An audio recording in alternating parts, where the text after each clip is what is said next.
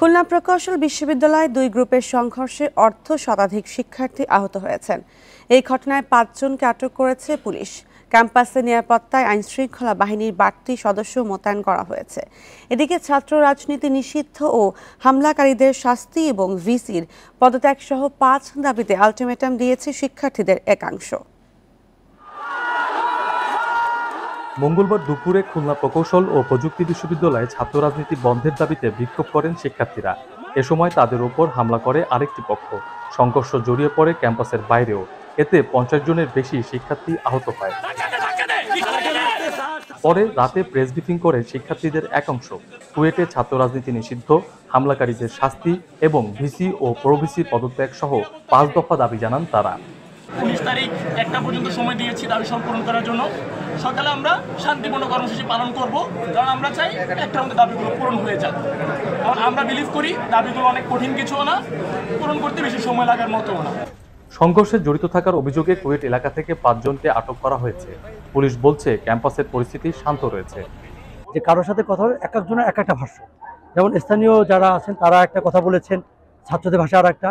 তো যেহেতু আমরা সুনির্দিষ্টভাবে জানি না যে এক্স্যাক্টলি কি হয়েছিল বা কি কারণে এই সংঘর্ষটা এত রক্তক্ষয়ী দিকে টার্ন নিয়েছে। সংঘর্ষের ঘটনায় নগরীর শিববাড়ি মোড়ে পাল্টাপাল্টি বিক্ষোভ করেছে বৈষম্য বিরোধী ছাত্র আন্দোলন ও ছাত্রদলের নেতাকর্মীরা। অভিজিৎ পাল, ইন্ডিপেন্ডেন্ট নিউজ, খুলনা। খুলনা প্রকৌশল বিশ্ববিদ্যালয়ে দুই গ্রুপের সংঘর্ষ আটক হয়েছে ৫ জন এবং এই বিষয়ে আরও জানাতে খুলনা থেকে যোগ দিচ্ছেন সহকর্মী AHM শামীমুজ্জামান। শামীম, এই মুহূর্তে খুলনা বিশ্ববিদ্যালয়ের পরিস্থিতি কেমন এবং আইন শৃঙ্খলা পরিস্থিতি নিয়ে প্রশাসন কি বলছে? আমরা এখন অবস্থান করছি একদম বিশ্ববিদ্যালয়ের সামনে।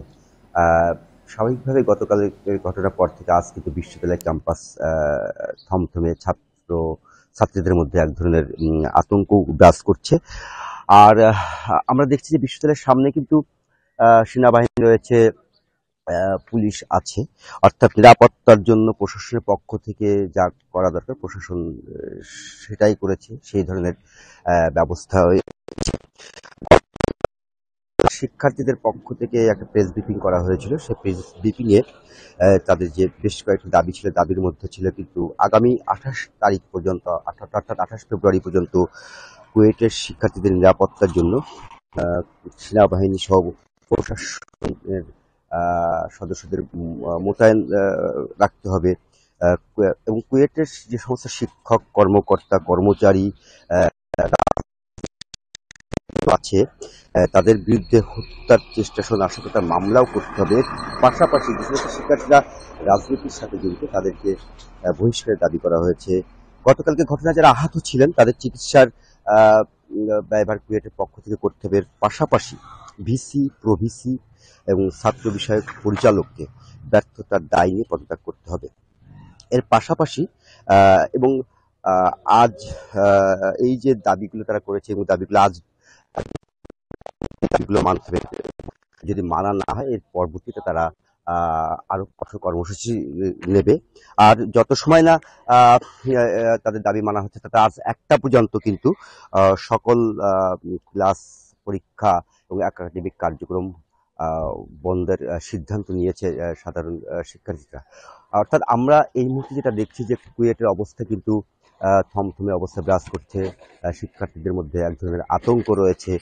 সব মিলিয়ে আসলে কুয়েট যে ক্যাম্পাসে একটা অস্থিতিশীল বা অস্বাভাবিক অবস্থা রয়েছে। তো এই ছিল আমার কাছে সর্বশেষ তথ্য। খুলনা বিশ্ববিদ্যালয়ের সর্বশেষ পরিস্থিতি নিয়ে জানাচ্ছিলেন সহকর্মী AHM শামীমুজ্জামান।